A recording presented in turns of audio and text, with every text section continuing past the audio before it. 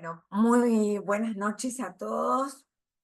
Primer martes de marzo y bueno, contenta de verlos y además muy contenta de que me acompañen en esta fuerte apuesta de compartir un seminario que implica, como tantas veces lo hemos dicho y lo han leído y demás, una decisión de trabajo. Una decisión de trabajo que por un lado puede tener que ver con la lectura, pero que más que nada tiene que ver con la interrogación y con dejar que un interrogante trabaje. Estamos, ¿verdad?, en un seminario de formación psicoanalítica, es un seminario en donde tratamos de sostener el discurso analítico y por eso le damos a la interrogación un valor muy grande. A la interrogación como, podríamos decir, una fórmula de un enigma, ¿no? Una fórmula de plantear un enigma y dejar que eso trabaje. Este año, aparentemente, el tema puede ser trillado. Es un tema que vengo trabajando, la tanatopolítica lo vengo trabajando hace muchos años, desde el año 90 y algo.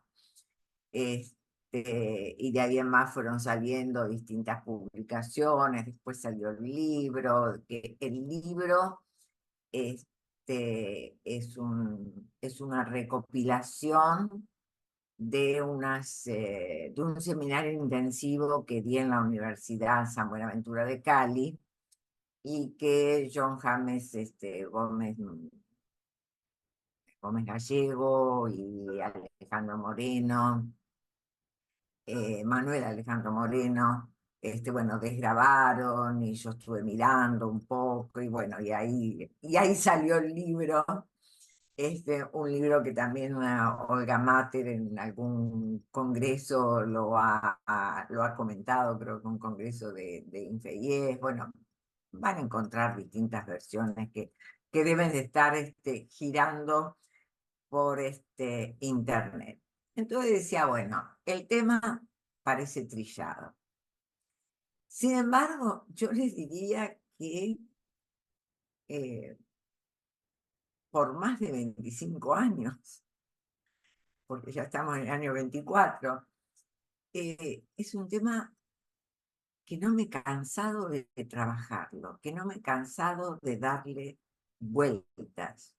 Es un tema que cuando lo comencé a trabajar parecía un trabajo teórico. Y como un trabajo teórico que, bueno, era un avance que nunca iba a ver la clínica relativa a ese trabajo.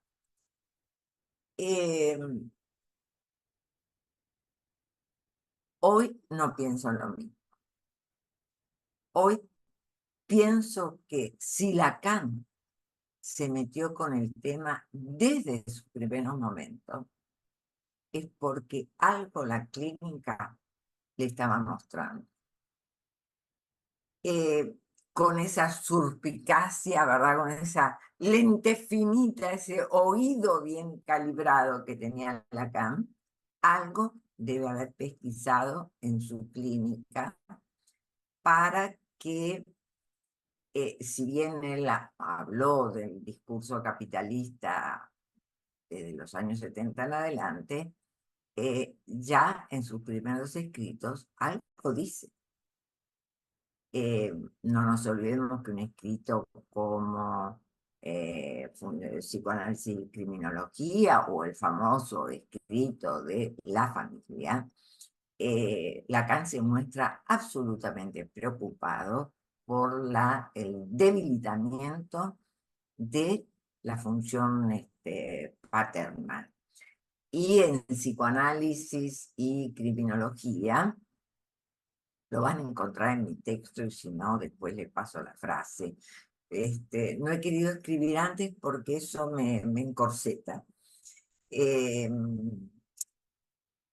en psicoanálisis y criminología, les decía, hay una frase muy fuerte, a mí me parece fuertísima.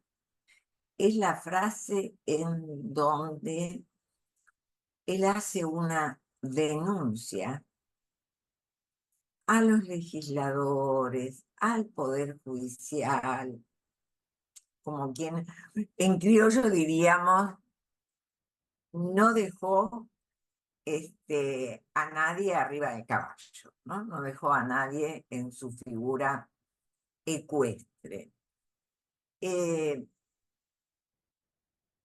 Podríamos decir, bueno, Lacan era muy sarcástico, esto, lo otro, bueno, sí, pueden estar las cosas teñidas un poco de ese, el estilo de él, era particular, a veces exageraba determinadas realidades y demás, pero él lo que dice es que, ¿no? Años 40 y pico, que se está viviendo una sociedad comercialista.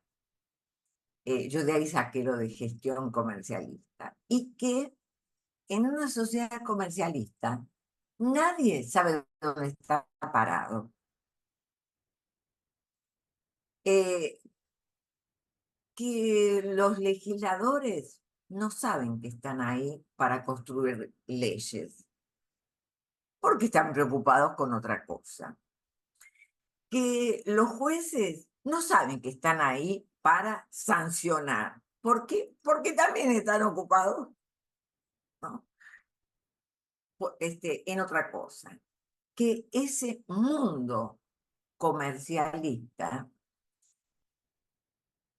estas son mis palabras, desvirtúa nada más que nada menos que el lugar que ocupa cada uno. El lugar que ocupa cada uno respecto del otro, porque cuando hablamos del lugar es, ¿no? Es el lugar del sujeto y es un lugar que se ocupa respecto de un otro.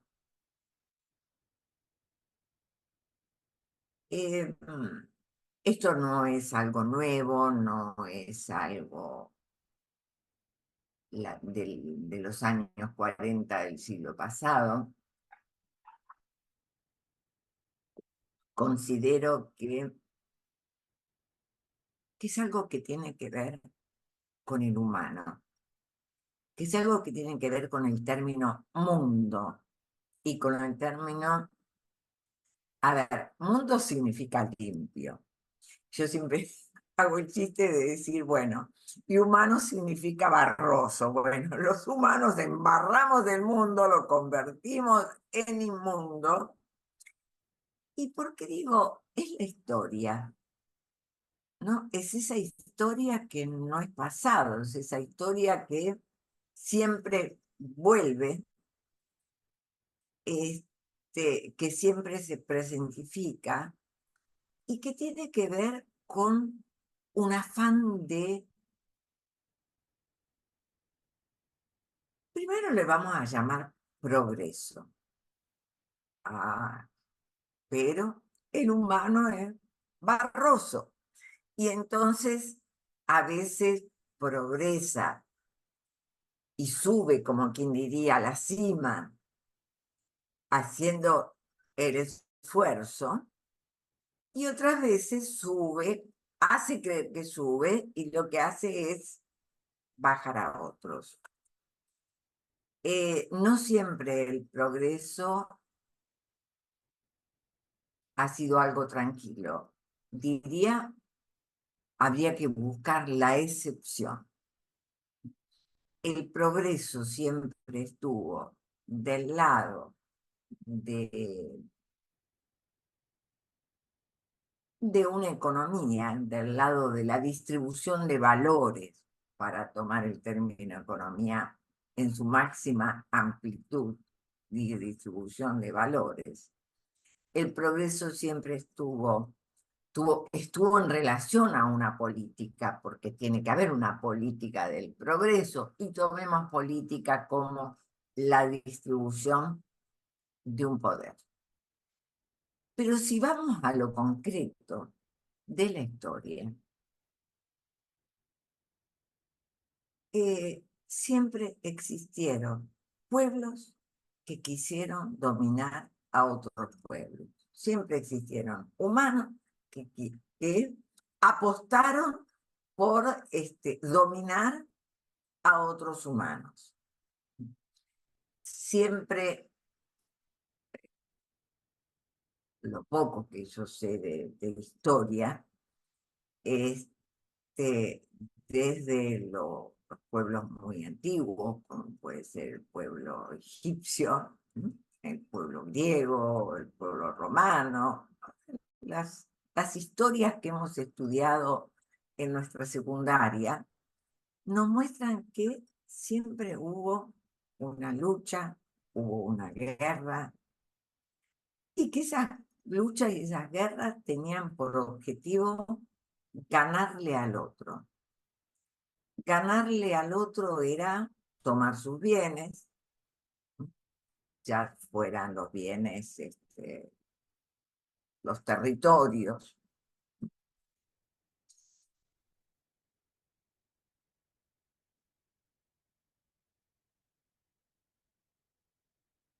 Entonces, es algo que constituye al humano esta cuestión de una tanatopolítica. No hay humano que esté por fuera del predominio de la pulsión de muerte. No hay humano que esté por fuera de la pulsión homicida primordial.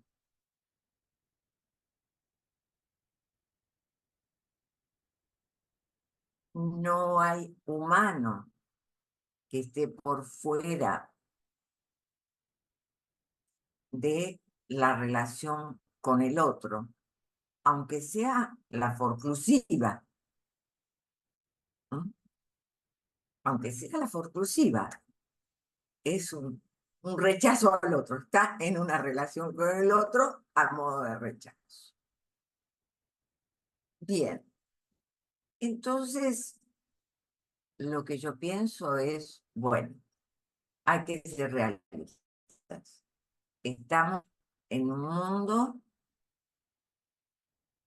que se ha constituido, que se constituye con coordenadas tanatopolíticas y que en cada época va teniendo las variables particulares de cada época.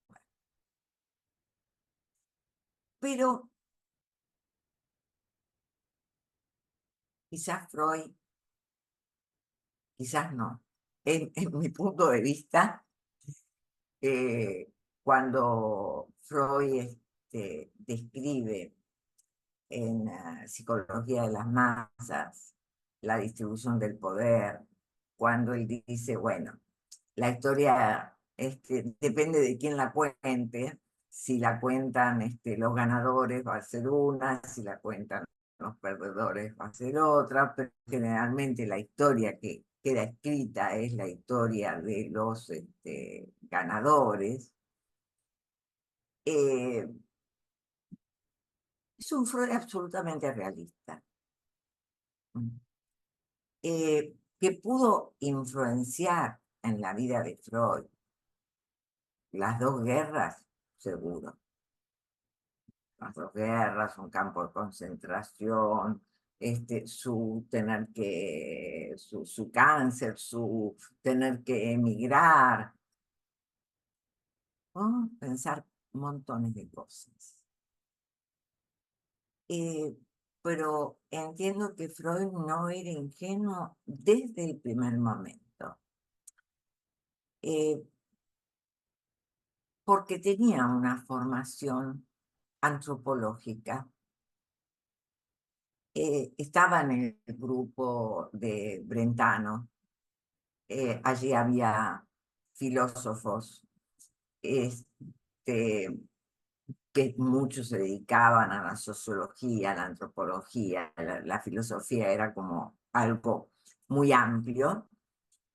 Y entonces, con esos laderos, no considero que Freud haya sido un hombre ingenuo, para nada. Por algo, el primer complejo, podríamos decir, que inventa Freud es el complejo del semejante, eh, que lo hace bajo la vertiente de la dependencia del infante con su mamá, que cumple la función nutricia, etcétera, etcétera. Bien, fue un argumento, eh, un argumento para sí mismo, un argumento para pensar los primeros esbozos de una economía psíquica, de un aparato psíquico, etcétera, etcétera. Y también un argumento que se podía aceptar socialmente. Pero creo que ese complejo del semejante es algo que atraviesa la obra de Freud y lo va, ¿no? Como complejizando, lo va desarrollando, ¿no? Así como el proyecto es un proyecto en donde está contenido toda la obra. También el complejo del semejante es un complejo que, ¿no?, se va organizando a lo largo de toda la obra. Ese es el valor de ir a buscar cosas a los primeros textos. Estos genios, yo puedo hablar más o menos, podría decir que conozco a dos, a Freud y a Lacan. Y no es porque me haya leído todo Freud y todo Lacan, ¿verdad? Después, bueno, la filosofía tendrá su genio, la sociología tendrá su genio, la historia, en fin. Gente que se adelanta, pero gente que además ha tenido una idea y la ha sabido ir desarrollando sistemáticamente, coherentemente, lo cual no quiere decir que la haya sostenido a rajatablas, ¿no? Porque es, digamos, es ejemplar Freud cómo pudo ir eh, en ese modo de ir complejizando su idea de semejante, cómo pudo, bueno, ir y venir. Y cuando no ha estado de acuerdo consigo mismo, ha dicho, bueno, esto no me cierra, volvamos para atrás, rebobinemos. Creo que Lacan lo mismo. Obviamente, Lacan tiene una ventaja. ¿Cuál es la ventaja lacaniana? Y se puede leer 50 años, ¿no? Si pensamos que más o menos 1890, más o menos, quizás antes también, 1882, Freud comenzó sus esbozos clínicos, y Lacan comienza más o menos 1930, 1935, ¿no? 1936 está escribiendo eh, La fase del espejo. Bueno, a ver, Lacan tiene la ventaja que sabe aprovechar, y ahí está una genialidad, que sabe aprovechar, de hacer una lectura, ¿no? Como quien dice, aprovecha al máximo toda esa clínica, no solamente el escrito. Cuando él dice, volvamos a Freud, lo que está queriendo es volver a la clínica freudiana, que es una clínica de la interrogación, volver al espíritu freudiano, que es un espíritu yo diría de coraje. Por supuesto, un espíritu investigador, un espíritu de mucho ánimo, etcétera, etcétera, pero también de coraje, porque supo desafiar la ciencia de su época, con algunas articulaciones y, por supuesto, desafió la psicología de su época. Y Lacan va a hacer lo mismo. Se ha sabido servir de los impases freudianos. Y eso es muy importante. Vamos a decir, bueno, a ver, acá trastabilló. ¿Por qué trastabilló? ¿Qué lo llevó a trastabillar? ¿De qué manera? ¿Qué lo confundió?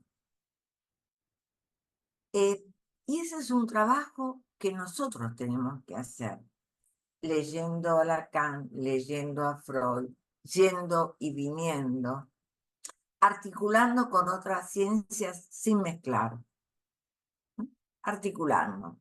Si mezclamos, vamos a terminar usando el término sujeto como se usa en derecho. El término sujeto no es nuestro, no somos dueños del término sujeto. Somos dueños de definir sujeto como a nuestra manera, pero no somos dueños de ese término y hay que tener mucho cuidado. Hay veces que me pongo como ríspida conmigo misma, porque si no me refiero al sujeto del inconsciente, estoy buscando qué decir. Digo, bueno, ¿qué hago? Digo la persona. Después pesquisé que Lacan y Freud hablaban del individuo cuando no querían referirse al sujeto del inconsciente. Entonces, bueno, agarremos y digamos individuo cuando no estamos hablando del sujeto del inconsciente. Ahora, ¿cuál es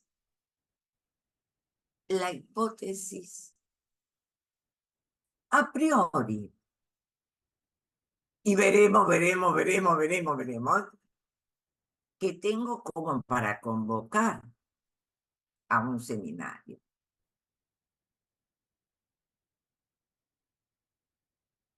Lo que observo en la clínica. ¿Qué observo en la clínica? Eh, que esto de lo cual nos quejamos, no está Inés hoy, porque es muy graciosa Inés cuando dice, "Ah, no doy más de que me pidan el tip, deme un tip". ¿No? Como, dígame qué hacer. Eh, ese sujeto que pide ese individuo, ese consultante que pide un tip, sí, es real, lo pide, pero está terriblemente angustiado. Esa angustia me dice algo.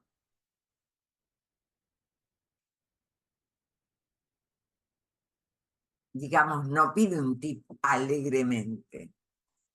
Algo lo ha traído a la consulta que tiene que ver con esa angustia. ¿Querrá emparchar rápido e irse? No lo sé, no lo sé. Lo que yo veo en mi clínica no tiene que ver con querer emparchar rápido e irse. Tiene que ver con una estructura psíquica, una arquitectura, podríamos decir, muy pegada al yo, muy agarrada del yo. Voy a usar una terminología que para los lacanianos puede estar proscripta. Un yo débil.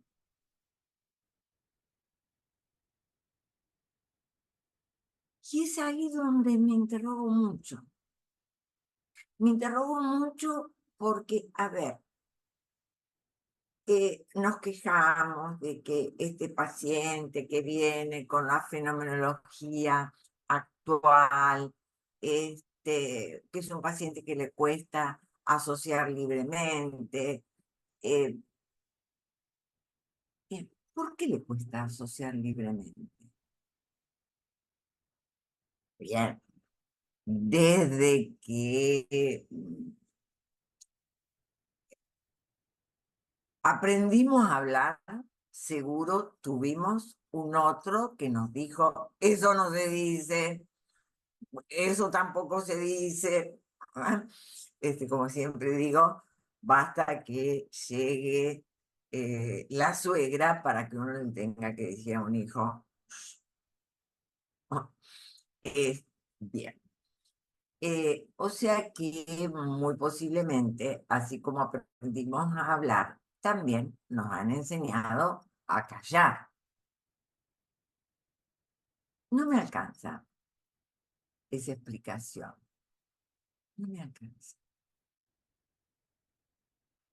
He pasado por situaciones clínicas en donde he puesto a un paciente en diván y lo he tenido que volver a levantar. Mi experiencia era tener un paciente de diván y que haya una situación de duelo y bien, lo levantamos, lo sentamos, trabajamos cara a cara, pero me interrogo, ¿cuál es el duelo? O si hay algo en la estructuración psíquica que está ahí como en camino, y mi hipótesis es esa, que hay algo que está en camino en la estructuración psíquica, que no se trata de fenómenos psicóticos, porque a veces, o puede haber algún tipo de fenómeno, y no ser una psicosis. Antes un paciente decía, tengo tinnitus, y uno decía, uy, uy, uy, ¿de qué se trata? A ver, vamos a... Y hoy una crisis de ansiedad y de angustia puede ser que un paciente tenga tinnitus y no es un psicótico.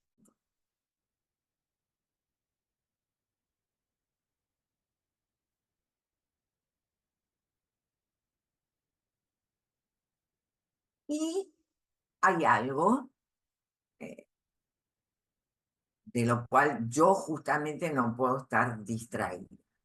Quizás ustedes tendrán los oídos hartos de que yo explique los discursos, así que no los voy a explicar. No voy, pero no puedo, sí, sí, ya no. Ah, pero no puedo estar distraída de que por algo Lacan, preocupado toda su vida, desde los años 40 y algo, en Milán, habla del discurso capitalista. Sabienda total de que no es un discurso y lo explica muy bien que no es un discurso, bla, bla, bla, bla, por eso yo hablo de gestión capitalista, gestión comercialista, no sé qué nombre ponerlo para diferenciar. Y a veces digo, ajá, pero tiene la apariencia de un discurso. Uy, cuidado que las apariencias a veces nos las comemos. Cuidado que las apariencias engañan. Bien. ¿Y de qué se ha tratado? A ver, eh, este discurso, como digo yo, se debe haber iniciado con la Coca-Cola, por así decir, con los eslogans, ¿verdad? Para imaginarme algún inicio. algún inicio que no sea allá eh, con los egipcios o la antigua Roma, o bueno, la antigua Grecia que creó la polis y resulta que es de democrático, nada. Este, creó la polis y en la polis entraban nada más que determinados individuos, no todos. O sea, entonces se me ocurre asociar, ¿sí? Eh, pensar en un nuevo imperio. El imperio creado por el marketing. El imperio creado por esos eslogans que utiliza el marketing.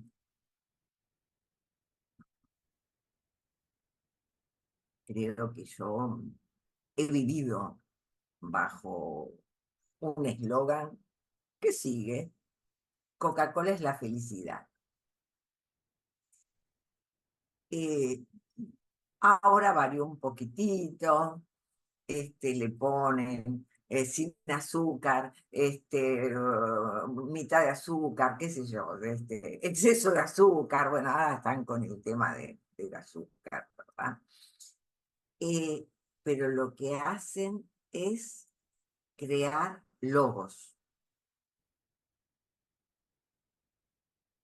Entonces estamos en la época de los eslogans. Hablo eslogan como aquello que escuchamos repetidamente. Y hablo de logo en relación al marketing como ese logo que vemos repetidamente.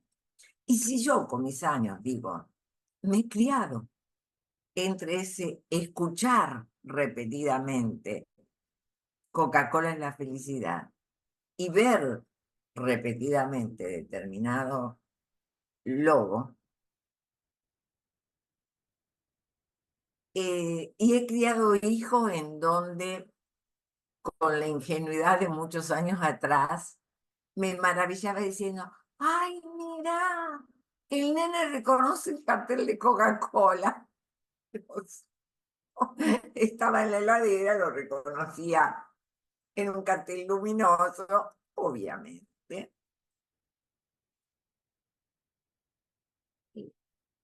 Bien, a ver, los pacientes que tenemos, salvo aquel que se dedique a Geronte y más o menos algo, los pacientes que tenemos hoy son hijos de esta variación discursiva, de esta mutación discursiva. Y la mutación discursiva tiene que ver con la manipulación, diría yo. Tiene que ver con volver manipulable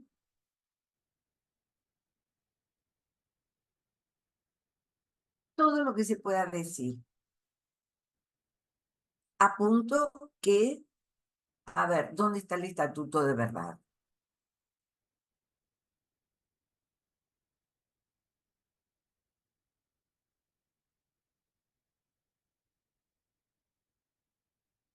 A veces los profesores de la secundaria se quejan mucho, ¡oh, los adolescentes cuestionan todo! ¡Qué suerte, digo yo! Que cuestionan. Porque quiere decir que están reaccionando a que no saben en qué piso pararse, no saben cuál es la baldosa en donde poder pararse. Y encima, en mi consideración, y los invito a que vayan acompañando, creo que tienen una, por así decir, arquitectura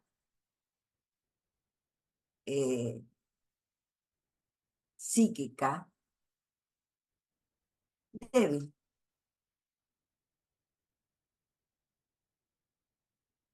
Em, a ver, para como ejemplo, metáfora de una arquitectura fuerte, yo diría la del junco, que se puede flexionar al máximo y no romper.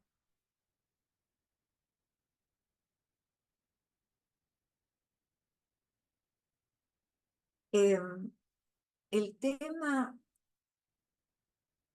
que también tengo en la manga es el psicoanálisis, que no cuida la economía del consultante, vamos a decir. Eh, daña la culpa de la caída del psicoanálisis. No es, creo que todavía no es un problema de Buenos Aires, pero digamos, la culpa de la caída del psicoanálisis en general. ¿La tiene el libro negro o la tiene, digamos, cierta práctica que ha desestabilizado a muchos consultantes? Es una interrogación muy grande que creo que hay que saber hacerse, porque me parece que si bien Lacan, mucho antes de la proposición del 9 de octubre, creo que en la proposición del 9 de octubre lo dice con todas las letras, pero mucho antes de la proposición del 9 de octubre, ya estaba hablando del significante de la transferencia, etcétera, etcétera. Creo que esas fueron cosas que después se diluyeron y, como dijo una vez Eric Lorán hace muchos años, uy, en Buenos Aires todo bicho que camina va para el diván. ¿No? Lo habíamos llevado a almorzar a una parrilla que decía todo bicho que camina va para el asador, y él dijo, "Uy, en Buenos Aires todo bicho que camina va para el diván", porque le llamaba la atención que no manejábamos el término de consulta. Tomó una consulta. Bien, elegirá si va a tener otra la próxima semana, en 15 días, en un mes, se verá. Le llamaba la atención entonces que no habláramos de consultante. Y le llamaba la atención que no teníamos práctica en el cara a cara, que los psicoanalistas enseguida al diván. Eh, Estoy hablando de los años 90.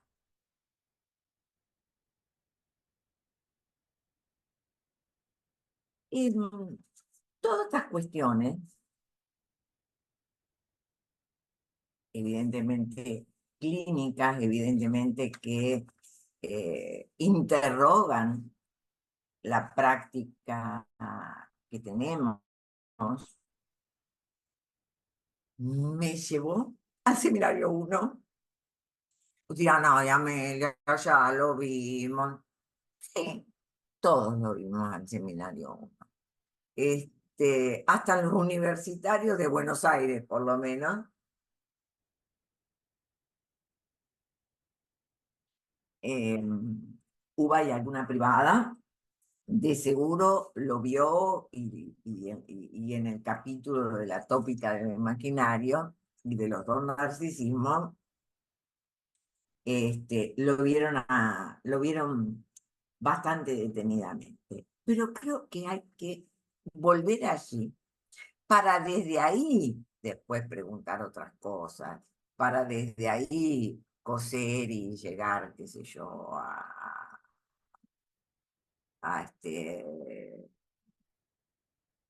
literatura o a RCI, en fin, a otros seminarios. Porque cuando se me ocurrió volver al capítulo de la tópica de lo imaginario, bueno, lo leí de otra manera. Como siempre, cuando uno vuelve a un texto, encuentra otras cosas, ¿verdad? Entonces, lo primero que encontré en la página 124, primer párrafo de la página 124, después de que habló del esquema del peine, después se metió con el esquema del peine freudiano, él va a decir, está hablando de las imágenes ópticas. Y se presentan variedades singulares. Sabemos que va a hablar de física óptica, va a hablar de las imágenes reales, las imágenes virtuales. Pero miren lo que dice. ¿No? Y se presentan variedades singulares. Algunas son puramente subjetivas.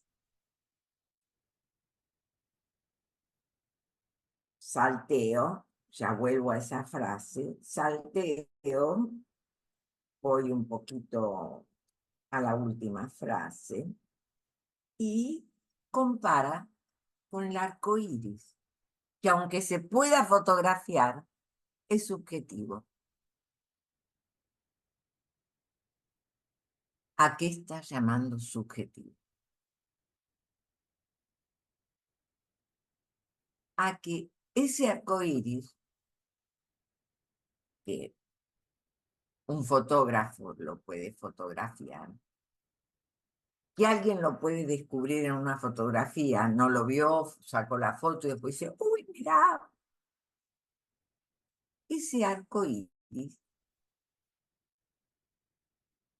hay que saberlo ver.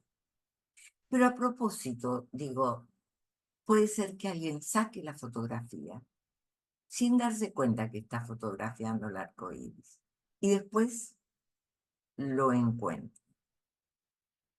Y acá vendrá la pregunta.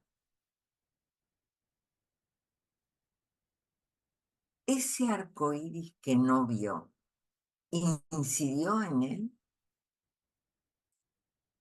Ese arco, ¿no? Creyó no verlo, no lo vio.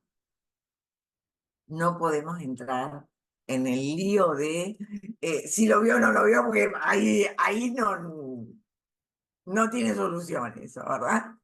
Este, pero en todo caso hay un momento que se encuentra con el arco iris. Ese es un punto de subjetividad. Y entonces me pregunto, ¿dónde está el punto de encuentro con el arco iris? ¿No? De encuentro subjetivo cuando estamos inmersos en un discurso en donde el perro se come la cola, en donde no tenemos hambre, nos dan de comer antes de tener hambre, después creemos que tenemos hambre cuando no lo tenemos, pero entonces consumimos cualquier cosa, etcétera, etcétera, etcétera.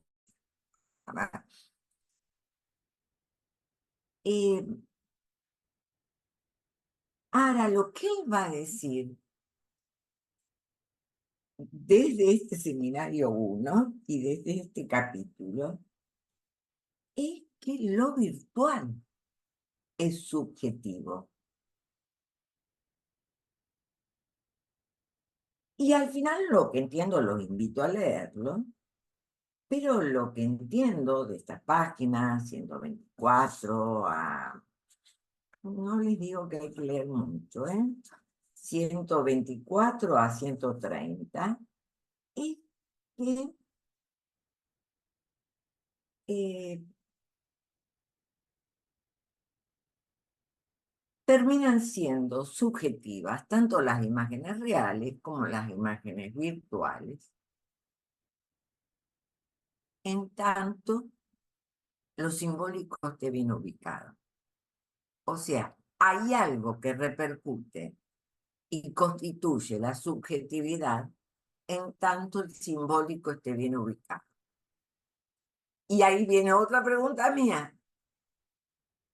¿Y hoy cómo pensamos un simbólico bien ubicado? Ya Lacan se preocupó por decir, si el nombre del padre se debilita, hay un simbólico que se va a desordenar. Yo entiendo que un simbólico bien ubicado, que ese ojito que él dibuja cuando hace el esquema de Guasó, ¿verdad? Ese ojito tiene que ver con un simbólico ubicado. ¿Qué es el simbólico ubicado? Un simbólico ordenado por la metáfora paterna, ordenado por un no al goce.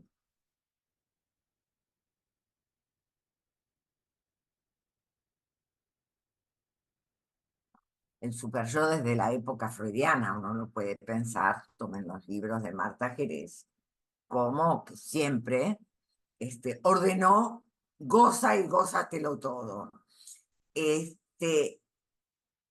Pero había mecanismos de defensa del yo, que hoy pareciera que al estar debilitada la metáfora paterna, hay un mecanismo muy particular que yo lo pensé siempre como constitutivo de la neurosis del psicoanálisis, lo ha pensado constitutivo de la neurosis, y hoy lo tenemos que interrogar, que es el mecanismo de la represión.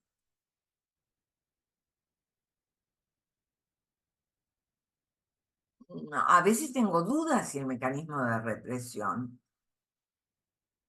funciona adecuadamente en los pacientes que escucho. Y no por eso puedo decir que no son neuróticos.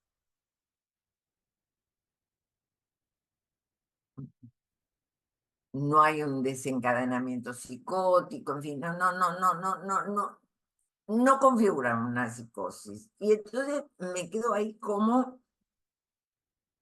interrogando esa clínica con ese paciente que su represión deja mucho que desear, por así decir, que tiene algún tipo de fenómeno elemental, pero que no es una psicosis.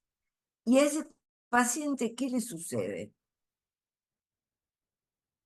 Hay dos mecanismos anteriores, o más primitivos que la represión, que es el trastorno a lo contrario y la vuelta contra sí mismo.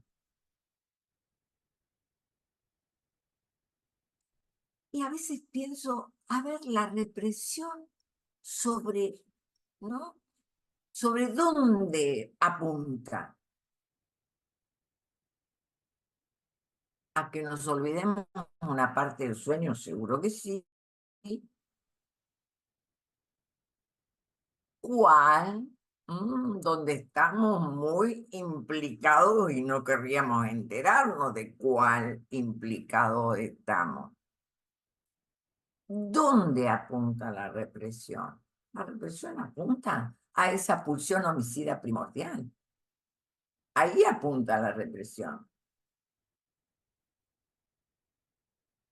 Pulsión homicida primordial que se puede manifestar en el mato o muero. Bien.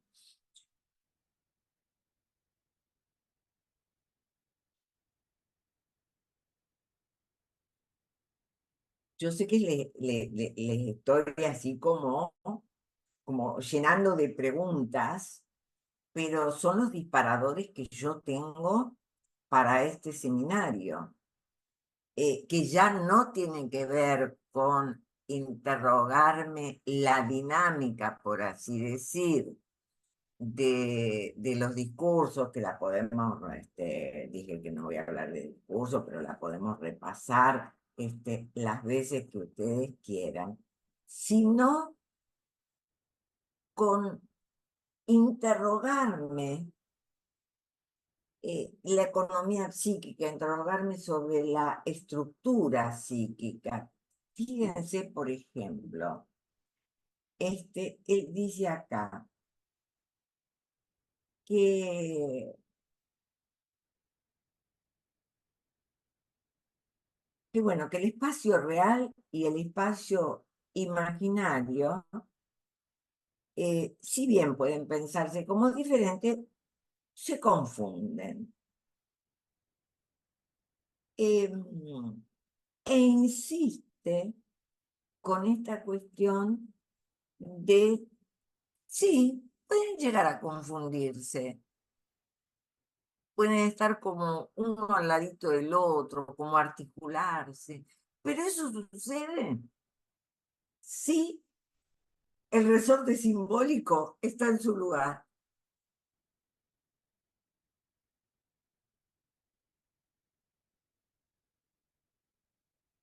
Y ahí vuelvo a interrogarme por los síntomas contemporáneos, que por ahí son síntomas que nos muestran lo real desarticulado de lo imaginario.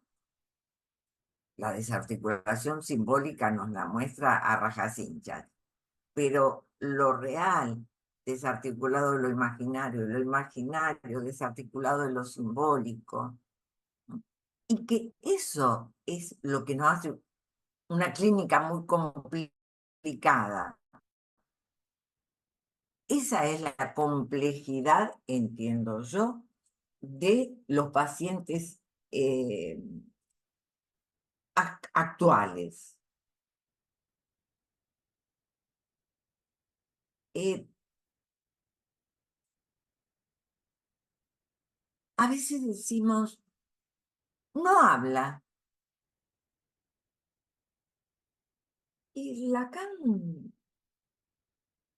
por no mencionar a Freud y el primer Freud del trabajo de las afasias, ¿no? Pero Lacan, en esto que nos llega como seminario 1, no fue el primer seminario que yo, este, él lo que dice es que eh, el territorio del sujeto es un territorio del lenguaje,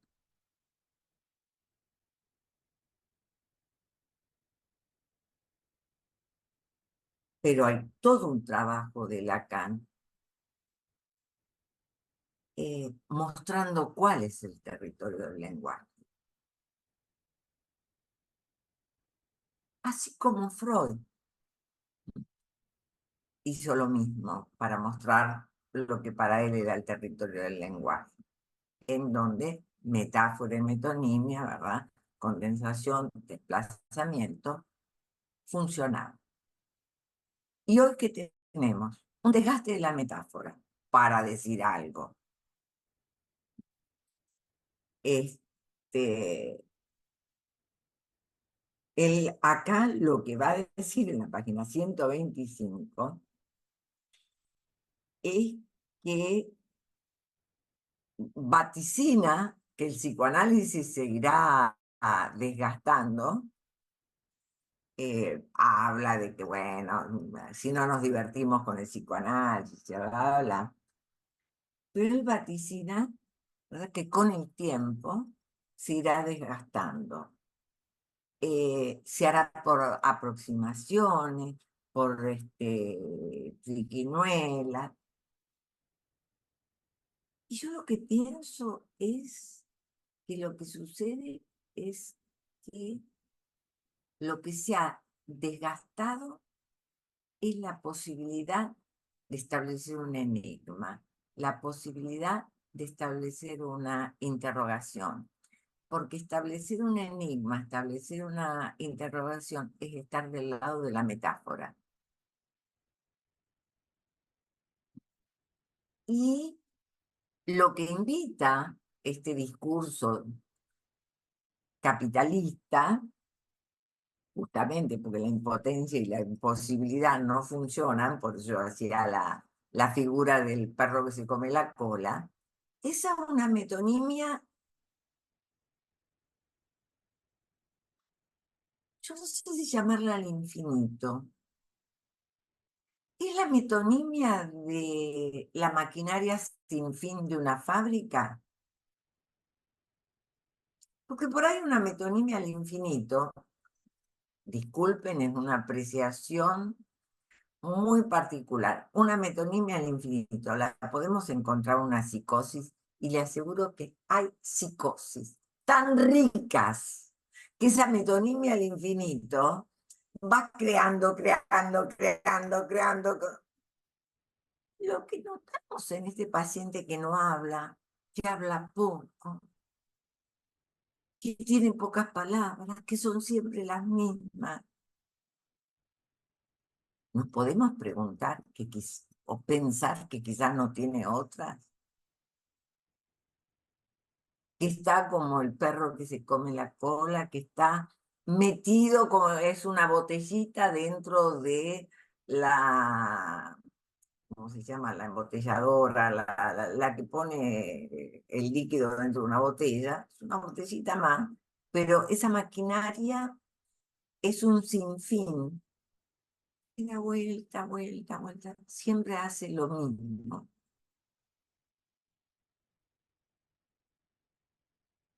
Entonces tenemos un interrogante clínico fuertísimo. ¿Cómo intervenir? ¿Qué hacer para que hable de otra cosa? Sin patear esa estructura yoica o cuidando de esa estructura yoica, porque quizás esa estructura yoica, que también la voy a poner entre comillas para llamarla yoica, es lo único que tiene, ¿no? Y, y, y, y de ahí me surgen montones de preguntas que no los quiero apabullar hoy, pero que tienen que ver con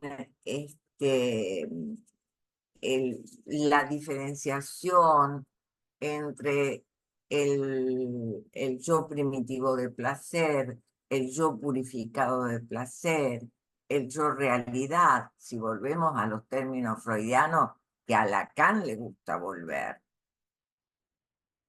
Siguiendo un espíritu lacaniano, hay que saber volver a Freud. Yo me cuestiono muchísimo en la clínica actual. ¿Cómo, digamos, cómo intervenir para acompañar ese tránsito entre el yo placer y el yo realidad? Llamemos al yo realidad, no el de la supuesta realidad eh, visual, auditiva, etcétera, etcétera, sino este, aquel yo que ha sufrido una variación porque una legalidad lo ha conformado.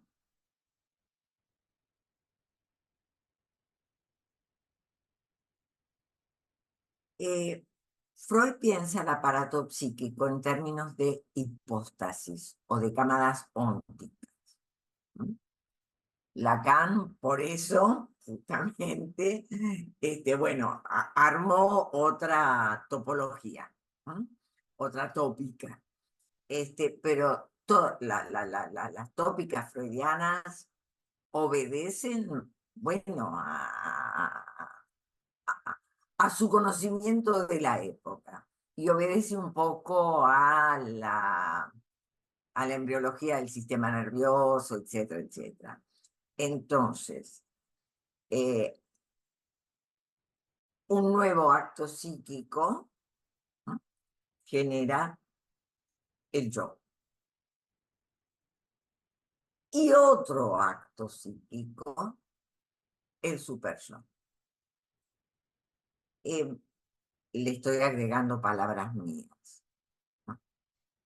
Pero esos actos psíquicos tuvieron que ver con esos llamados mecanismos de defensa del yo. Tuvieron que ver primero con la discriminación interior-exterior, yo no yo,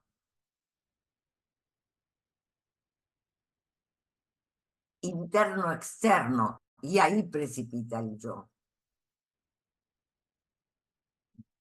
Y después hubo, digamos, la acción de la represión, metáfora paterna en el lenguaje lacaniano, y tenemos el superyo.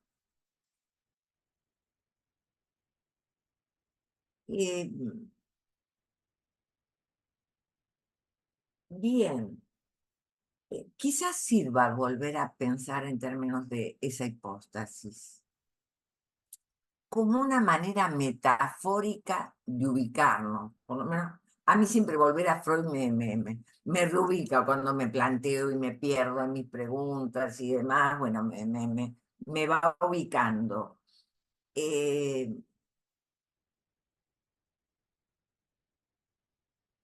Estoy buscando algún tipo de coordenada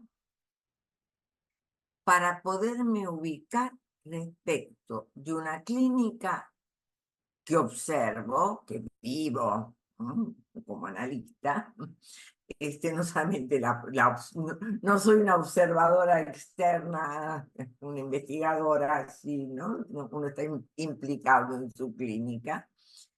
Y de lo que se trata es de una clínica en donde hay que ir acompañando un tránsito hacia la legalidad, hacia una legalidad que tiene un nombre, no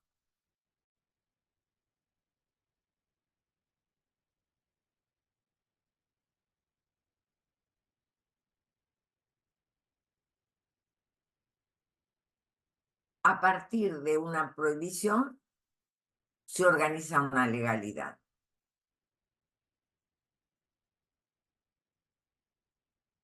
La ley siempre viene a ordenar. No hay posibilidad de ordenar si no se categoriza. Y en nuestro ámbito, la categorización es más simple que en otros ámbitos, porque no se trata de clasificación, sino de categorización. Y son los dos no freudianos. Fíjense que la clínica de hoy nos muestra sobradamente que los no freudianos no funcionan. Más incesto que nunca, más violaciones que nunca, más violencia que nunca. Todas las violencias, ¿verdad?, son equivalentes de matar al padre. Todas o por lo menos lo pienso yo así, y todas las violaciones, incestos, bueno, etcétera, etcétera, las equivalentes, ¿no?, son equivalentes de incesto con la madre.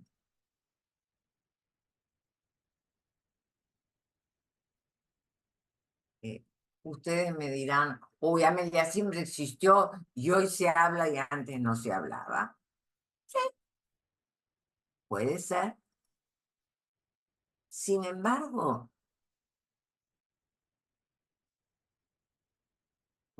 mi clínica dice que hay más, que sucede más, que estamos más tomados, que nuestros adolescentes están más tomados por esa cuestión. Y que tanto adolescente y padres pueden pegar el resbalón. Entonces, a ver, equivalentes. La mamá que se va a bailar con la hija, que usa el mismo mini short que la hija. ¿No? Antes hablábamos del papá que se iba a bailar con el hijo. La mamá se va a bailar con la hija. La mamá tiene de amantes a compañeritos de la hija. Eso es lo que escucho. Yo antes no escuchaba algo así. Uy, antes eran reprimidos. Sí, claro. Funcionaba la represión.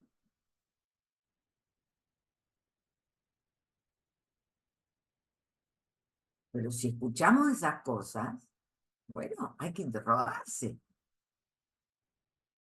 Hace 25 años atrás yo no escuchaba con tanta facilidad algo así. He estado acompañando a un adolescente y a su familia,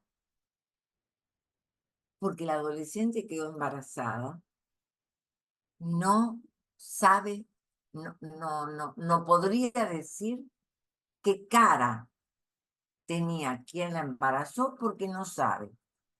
Porque en el boliche tuvo relaciones sexuales con varios.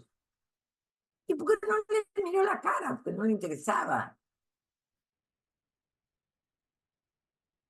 O sea, no es que puede ser fulanito, menganito, sultanito. No.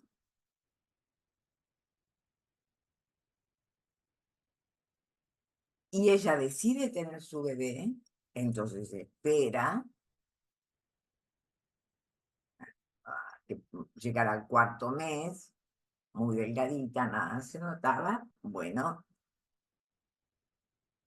bien, en un determinado entorno familiar hubo gran escándalo y ella misma estaba asustada después. Y entonces, bueno, ¿no? A acompañar,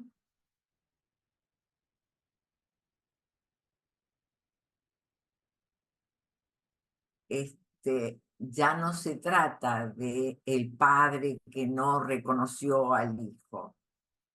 No, se trata de un adolescente que practicó gym, ¿no? Quiso algo más dentro del baile, bailó sexualmente, puso sus genitales también en baile. Hace tiempo no escuchaba esto. Bien. ¿Qué estructura, qué economía psíquica? Y cuando me pregunto qué economía psíquica está en juego, no me lo pregunto para decir, ay, qué bueno, qué malo, qué barbaridad, qué terrible. No, no nos mareemos, por favor, pensando si es bueno, malo, terrible, si es psicótica, si no es psicótica. No, no, no, no, no, no, no. Todo eso marea. Esto es lo que sucede. ¿Cómo lo pienso para poder intervenir?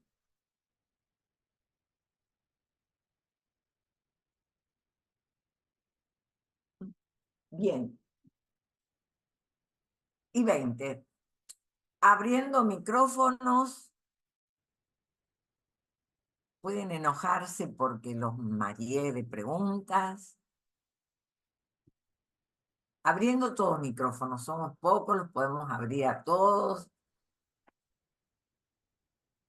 Amelia, O vos, hay un comentario de Pablo que sí, escribió.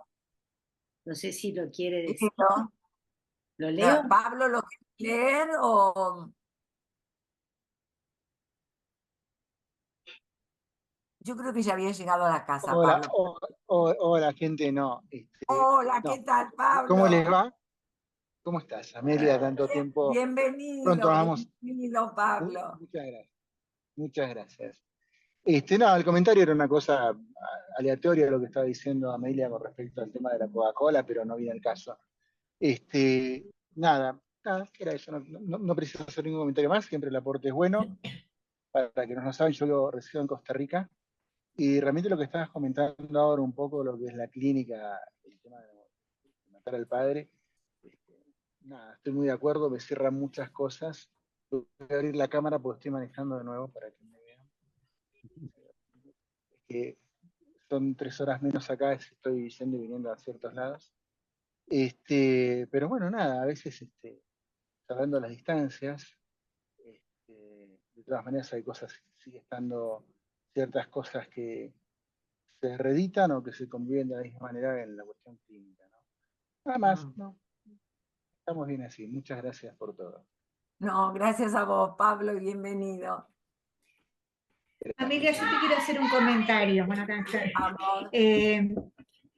Cuando, cuando vos empezaste a hablar, empezaste con en un principio, habías dicho en relación a esto de el enfrentamiento con el otro, ¿no? En realidad dijiste otra cosa, dijiste algo de la guerra con el otro, ganarle al otro, digamos, ¿no?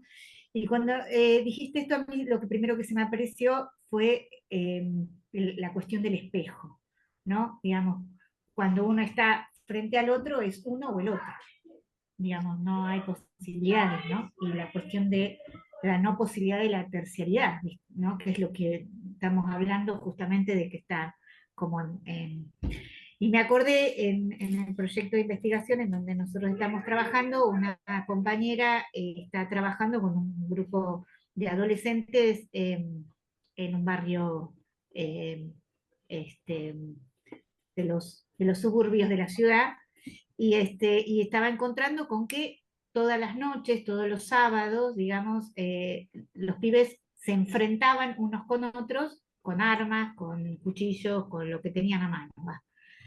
Ellos, atentas con esta situación, pensando en esto de la intervención, ¿no? Que a veces es en el consultorio y a veces no, en algunos lugares donde uno trabaja. Y Sí. estaban un poco preocupadas porque dijo, una de estas noches matan a alguno de nuestros pibes, digamos, esto digamos, se venía viendo. Se conectaron con una persona de la fiscalía, bueno, si no pasa nada, no pueden actuar, etcétera, y dice, bueno, la única posibilidad que existe es advertir al 911, ¿no? Digamos que la cosa está un poco caldeada en el barrio, que hay posibilidades de enfrentamiento. Porque no pueden ir a las 3 de la mañana las operadoras, los técnicos, digamos, a que entonces se encuentran que al otro día los pibes estaban muy enojados porque no habían podido hacer nada porque, dice, estaba la gorra por todos lados, dicen ellos, ¿no? Algo Y por- ¿no? Entonces pensaba en esto, ¿no? Que a veces uno se anticipa, bueno, el tema de la ley, digamos, la policía, la represión, ¿no? Bueno, justamente la palabra que digo, entonces trata de evitar, ¿no? Bueno, que no haya enfrentamientos con la policía, la sola presencia de algo parecido a la ley, digamos, hace que se ordene de otra manera, ¿no? Pensaba en esta cuestión. Pero además pensaba justamente en esto de falta de palabras, en otra, que tiene, digo, hay falta de relato, ¿no? Digamos, porque digo, es falta de relato de los padres, digamos, uno se encuentra en el consultorio con gente grande, ¿no? Eh, sí. con situaciones, digamos, voy a poner traumáticas en el sentido de no tramitadas, ¿no? Muertes de padres, donde no hay palabras, donde no se ha dicho nada respecto a eso, no hay ninguna historia. Y por ahí en el consultorio lo que uno trata es de que se arme algo inventado, capaz, ¿no? Que pueda poner palabras en aquello en donde no las hubo, ¿no? Yo me encuentro muchas veces hablando más de lo que teóricamente debería, ¿no? Teóricamente. ¿No? Pero me parece que justamente es tratar de armar palabras, digamos, que puedan armar algo, no sé si está bien o está mal, digamos, es lo que me va Armar saliendo, relato. de armar relato, digamos, que se podamos inventar algo en el consultorio que pueda, ¿no? Bueno, nada, estas fueron, viste que yo hago asociación libre mientras vos hablas, voy armando, pero, y bueno, y justo nos vamos al capítulo del espejo, digamos, en el seminario 1, digo, algo de esto parece que bueno, que vuelve, que retorna, digamos, ¿no? Bueno, Sí. eso. Ah, Y perdón, no, una sí. última cosa, así después te dejo. Yo hice mi tesis respecto al embarazo adolescente, ¿no? Y cuando vos hablabas recién en esto, digo, atreverse a pensar que ahí el embarazo viene a decir algo, ¿no? Yo lo ubiqué de este modo, digamos, ¿no? No siempre viene a decir lo mismo, no siempre es deseo, digamos. No, Entonces, pero viene a decir algo. viene a decir algo, sí, habrá que ver qué dice que no pudo decir y que puso el cuerpo para decirlo, ¿no? Nada, eso. Sí. En este caso, sí, te diría sí. ¿Qué no estaba hablado? Que nunca pudo ser hablado en esa familia para que esta adolescente ponga el cuerpo. Y trabajé muchísimo con ella y con la familia, porque había que armar relato, habría que armar historia. Yo lo que iba a decir es, sí, yo creo que hablamos más, y además no damos tips, pero porque el tips es, hay un manual de tips. Nosotros no nos manejamos con un manual de tips, pero creo que hay que reivindicar la indicación. Freud las usaba. Y Lacan lo que dice en dirección de la cura es que discrimine, que una interpretación no es una indicación, y bueno, eso da para gran debate. Pero entiendo que a veces hay que apelar a la indicación. Que Y también, ese, sí, sí, Olga. que también puede ser leído como preocupación, como alojamiento ante tanta soledad, dar palabras, regalar y donar significantes, la presencia, el llamadito, el llegas, estás viniendo, te pasó algo, ¿no? Ante tanta situación de desamparo, ¿no? Voy a... ¿No? Porque ahí está el estatuto de la creencia, pero es que vivimos en un mundo de la creencia mesiánica, la creencia megalomaníaca, la creencia de Coca-Cola es la felicidad. Digo ese eslogan porque es archiconocido, este, pero es la creencia de lo que ofrece la felicidad. Bueno, es la Sí, creencia, sí, perdón, sí, esto que vos decís, Amelia, de la creencia, ¿no? De la felicidad y de todo eso, también apunta, o creo yo, ¿no? Que tiene que ver con la falta de compromiso del sujeto, ¿no? Ante la posibilidad de decir algo, algo propio. Ahora, no decir nada nuevo, ¿no? Por miedo al compromiso, por miedo a qué sé yo, en algunos casos a decir alguna pavada, en otros casos a decir algo que realmente, ¿no? Hable de nuestra verdad. Y ahí están los eslogans, me parece también un poco para cubrir eso. Mm. Ah, hola. Hola. Yo me quedé pensando en el tema de las ausencias del nombre del padre, de este ordenador, de esto que se ve en la clínica. Cuando vos hablabas de estas estructuras que vos decís no terminan ni ser ni una cosa ni la otra, porque no está ese ordenador, esta ley, y que lo pensé cuando diste el caso del embarazo. Cuando diste el caso del embarazo, cómo esto de la ausencia de lo simbólico, como ordenador y demás, aparece rápidamente el cuerpo. No solo por el caso que comentaban de la violencia, sino del embarazo, las adicciones, el consumo de los chicos ahora, la gente joven, tienen un nivel de consumo todo el tiempo para cualquier cosa, de Sí. todo, digamos, del cristalito, del éxtasis, del porro, de una línea de cocaína, de un poco de queta, de un poco de cosas. Es decir, compromete mucho el cuerpo. El tema de las relaciones sexuales sí, el cortarse, la falta de simbólico y el compromiso de lo real del cuerpo. Como no hay tramitación de ningún tipo para nada y enseguida aparece el cuerpo, que me parece que eso es lo que, no sé, a mí me parece que yo lo que escucho en la clínica es mucho, inmediatamente pasamos al cuerpo. No se tramita nada, pasamos al cuerpo. Lo que Lacan habla en el último tiempo, en la última época del cuerpo como soporte, digamos, y como que no hay una tramitación y vamos derecho al cuerpo. Me parece que Ujú. este nombre del padre ausente como no ordenador, como ausencia de ley, se ve en la violencia y en esta violencia hacia sí mismo y hacia el otro de diferentes maneras, esta falta de no, digamos, de legalidad, de ley, ¿no?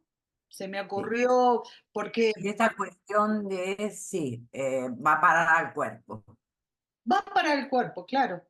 ¿no? Como yo a veces lo que digo es que se trata de una emergencia subjetiva en lo real. Sí, sí, sí, sí. Es como, sí. Nancy, que levantó la mano antes que Diana. Después viene Diana. Vamos, Nancy. Bueno, bien, es que, bueno, todos estos comentarios tan interesantes que nos haces, yo pienso que no solamente el punto es la pérdida de lo simbólico, sino que es que la comunicación cotidiana es manipulable, no existe verdad y se acomoda a la circunstancia. Como que la forma de comunicación está acomodada para poderlo manipular. Y aquí tú no puedes establecer una confianza en lo que el otro dice porque sabes que puede cambiar de acuerdo al interés cambiante de lo que está cambiando. Esto no es, se está que creció y se acunó en los ambientes empresariales. Hoy en día, cuando veo pacientes con enfermedades mentales por burnout o por acoso laboral o este tipo de situaciones, lo que ellos cuentan es eso. Acá nadie puede comprometer su palabra, la verdad es cambiante, tienes que saber cuándo saltas a un bando al otro, entonces todo el tiempo estás como angustiado y con un estrés severísimo y puedes precisamente hacer alianzas para hacer las cosas más horrorosas que tú te puedas imaginar y no puedes decir que estás en desacuerdo porque estar en desacuerdo implica el despido, que es como, podríamos decirlo que es como la muerte simbólica, pero también es la muerte real porque te quedas sin con qué mantener a tu familia. Sin trabajo. Entonces, en países con alto grado de desempleo, un despido es algo grave. Entonces, pero es una pérdida de confianza en la palabra como fuente de vinculación. Entonces, todo el mundo y se vuelve muy paranoico tratando de defenderse permanentemente. Este estilo que empezó en las empresas, incluso hay clásicos de la administración que hablan de los juegos de poder y que hablan de situaciones muy graves de empresas quebradas por la habilidad de maquillar cifras y de cambiar discursos, y la empresa va mal, pero el gerente siempre sale bien. Ese estilo de comunicación ya se trasladó, y yo ahora en mis pacientes estoy escuchando cómo estos discursos cambiantes están afectando toda la comunicación intrafamiliar. Entonces, y los niños, que son los primeros en darse cuenta, dicen: "Pues yo qué voy a creer a este, si siempre me dicen mentiras". Pero los niños se dan cuenta como así, muy velozmente. Y a mí me parece que esto es muy grave, porque la palabra está Muy grave, perdiendo su valor en sí misma. muy grave, muy, muy grave. Vamos a darle la palabra a Diana. Hola, Diana. Hola, profesora, buenas noches, Olga, y a todos. ¿Cómo Espérenme va? que, bien, excúsenme que no prenda la cámara, pero también voy manejando y bueno, ya ustedes entenderán. Bueno, pero he venido escuchándola atentamente, profesora, y primero, pues, me parece muy interesante la forma en cómo usted hace la presentación del tema, porque primero nos pone a pensar sobre, bueno, varias cosas, pero voy a ir tomando como las que me llamaron mucho la atención. Primero es hacer observadores y quiero indicar que con observadores también, pues, escuchantes, oyentes Ujú. de la época, ¿sí? De lo transitorio que está pasando todo. O sea, a mí, desde mi perspectiva, yo pienso que también ustedes lo han notado de tal manera como lo he venido escuchando y digamos las viñetas clínicas que algunos de ustedes han referido, es como ha venido todo girando, digamos, muy rápidamente, que no nos permite ni siquiera poder ubicarnos a nosotros también desde dónde poder escuchar, cómo ver estas transitoriedades de la época que van a 1000, ¿sí? Van muy aceleradas. Muy acelerado. Profesora, y con ello quiero anclar un poco las imágenes que usted nos estuvo enviando y mostrando a lo largo de la previa, pues, del inicio del seminario, de la desubjetivización, ¿sí? Mm. No es gratuito que, bueno, escuchando ahorita a Nancy y pensar en los sistemas y principalmente en el sistema económico de los países y a nivel mundial, y cómo eso atraviesa finalmente las subjetividades y con ello todas las singularidades y, hay que decirlo, el lenguaje. Sí, Nancy ahorita hablaba de la comunicación, pero ella de una vez me remite a pensar más allá de la comunicación, el lenguaje, y recordé un texto que me leí en diciembre. No sé si ustedes lo conocen, un ensayo muy cortico de este filósofo contemporáneo. Bueno, yo lo leo, de Byung-Chul Han, que se llama La Así. crisis de la narración. Sí, y cómo la pregunta sobre la crisis de la narración, que es un poco lo que hemos conversado el día de hoy, en la noche de hoy acá, es que ya las personas no se sientan a tomarse en un café y a contar historias y sea a modo de chisme, ¿sí? Y contar un chisme implica un esfuerzo de narrar una historia, de narrar unos personajes, de narrar una trama, así eso pues sea claramente excesiva, ¿no? Porque el chisme tiene esa característica. Pero Bueno, pero lo finalmente, arma, lo crea. pero lo arma, sí, pero lo arma, ¿sí? Entonces, ¿cómo? Yo ni sé cómo hacerme la pregunta, y hay preguntas que son complejas hacérselas, pero ¿cómo poder finalmente posibilitar eso, ¿no? Cuando nos encontramos con adolescentes, con infancias, con adulteces también, y por qué no nombrar a los adultos mayores, aquellos Mm. que también a los consultorios nos llegan, nos pueden pues, consultar acerca de su decir, ¿sí?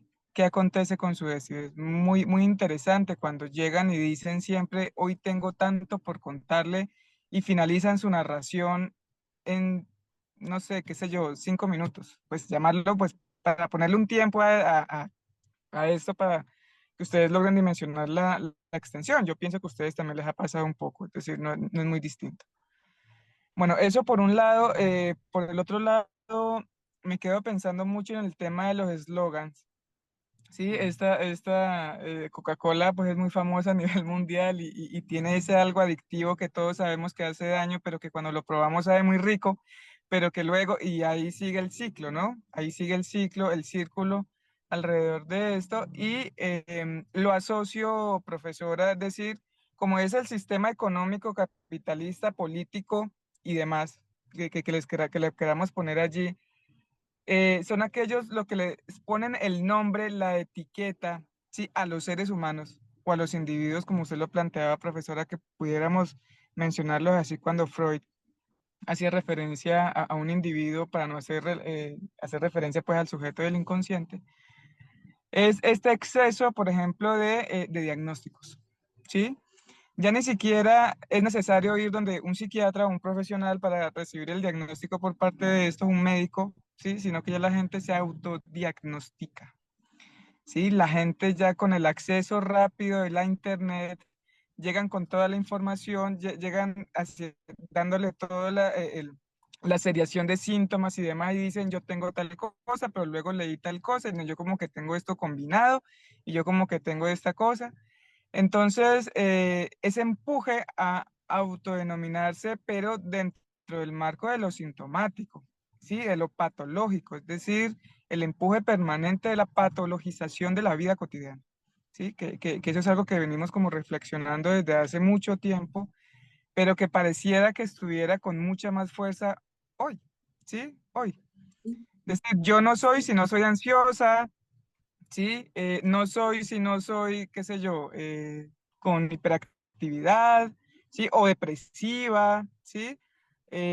Bueno, entonces, bueno, quería como extraer esto, y en la Nicolás, relación, ajá, con el psicoanálisis también, profesora, que es la segunda parte de su presentación, ¿no? Es decir, cómo el psicoanálisis mismo también se interpela alrededor de unos conceptos que se han venido trabajando desde el mismo Freud, pasando por Lacan y otros psicoanalistas que se han animado, son escritores, además se han animado pues a escribir aquellas experiencias de la clínica o las reflexiones teóricas, pero también cómo interpela esto los conceptos psicoanalíticos, la praxis.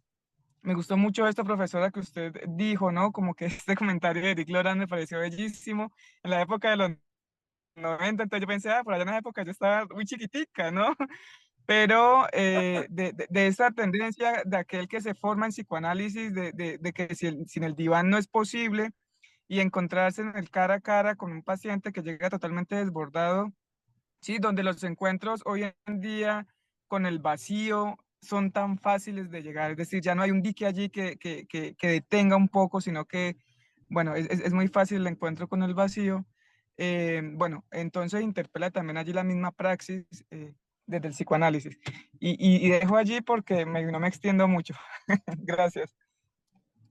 muchísimas gracias, Diana, muy interesante, muy, muy, muy. A ver, yo me quedé pensando en esta cuestión eh,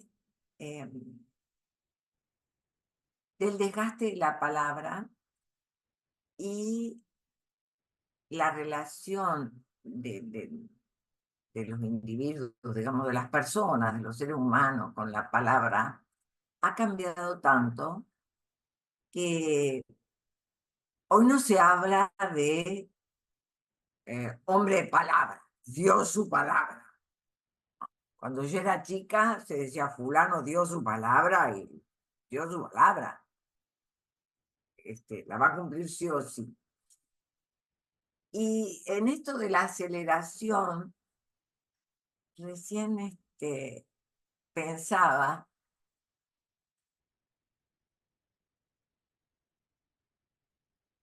hace 5 años,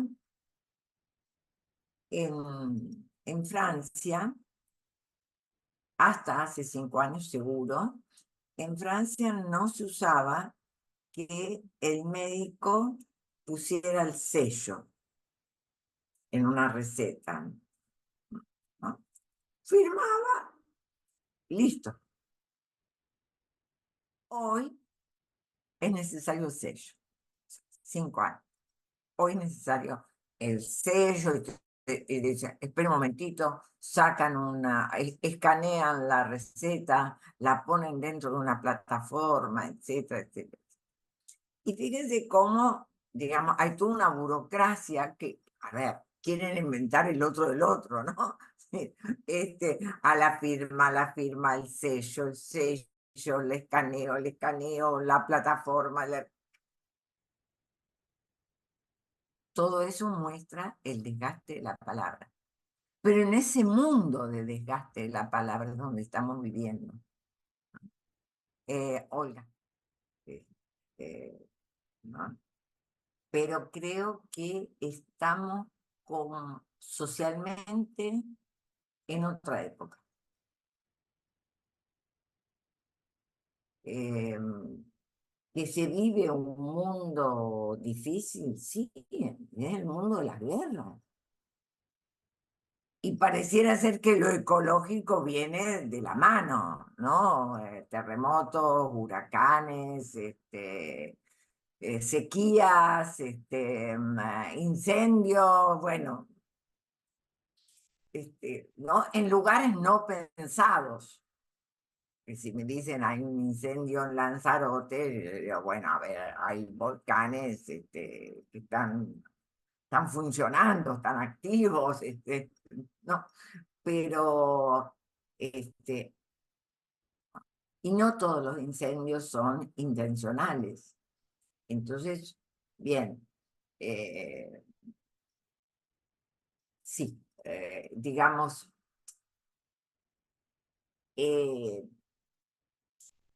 yo así pienso como que en ese maremoto vivimos, que es el maremoto de la falta de palabra, que es el maremoto de sálvese en quien pueda, que es el maremoto de donde me agarro.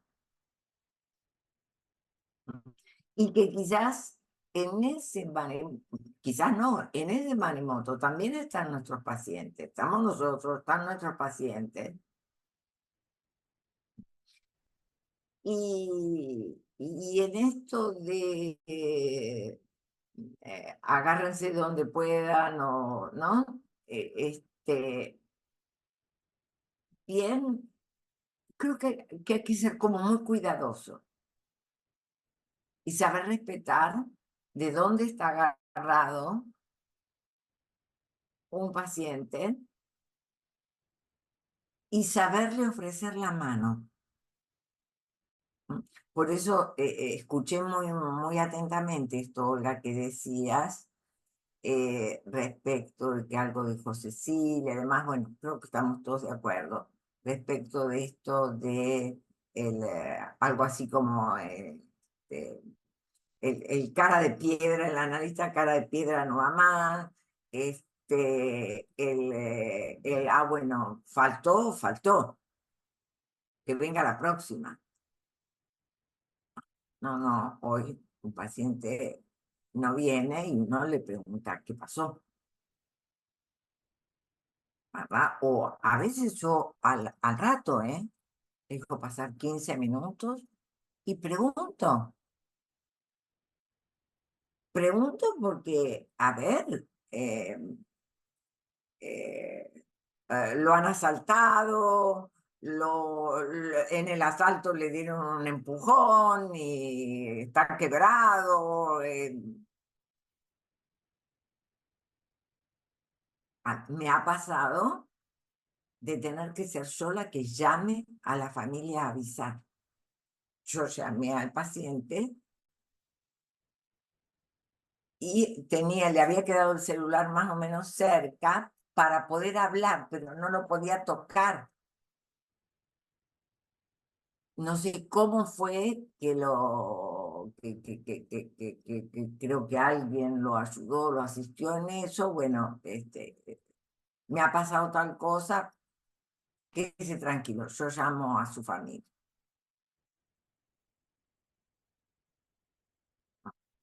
Entonces, bueno, la dinámica ha cambiado mucho y tenemos que estar a la altura de las circunstancias actuales.